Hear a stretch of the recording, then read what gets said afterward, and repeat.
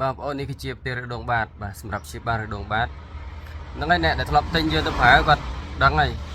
គឺឆ្នាំនេះប្រកែខ្ញុំបានលក់ប្រហែលជា5ឆ្នាំហើយបងប្អូនបាទបងប្អូនណាដែលកើតរដងបាតប្រាំរ៉ៃយូរឆ្នាំកម្រិតណាក៏ដោយអាចសាក់លបងបានបាទឆ្នាំនេះមករដូវកាលមានម្ដងទេបាទចាប់ពីខែ12រហូតដល់ខែ4នេះហ្នឹងអស់ហើយបងប្អូនឥឡូវបងប្អូនណាកើតរដងបាតកម្រិតណាក៏ដោយអាចសាក់បងបានបាទ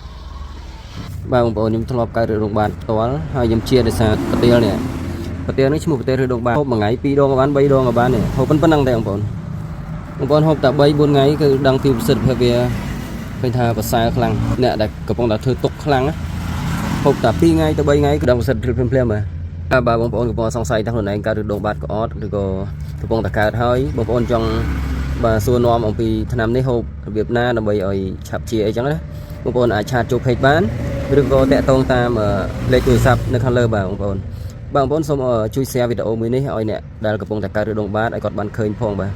ព្រោះថាអ្នកកើតរដងបាតម្នាក់បើដល់កម្រិតខ្លាំងវិញគឺវេទនាខ្លាំងណាស់បងប្អូនព្រមបានដល់ថ្នាក់ទៅពេទ្យអស់លុយរាប់ពាន់អីចឹងទៅតែសម្រាប់ថ្នាំខ្មែរយើងនេះវាមិនអស់លុយច្រើនទេអស់ត្រឹមតែមួយកញ្ចប់អីហ្នឹងអាចនឹងជាព្រោះថាមានអ្នកជាច្រើនហើយគាត់ហូបអស់តែមួយកញ្ចប់ទេបងប្អូនបាទអរគុណបងប្អូនសម្រាប់ share វីដេអូមួយនេះបាទ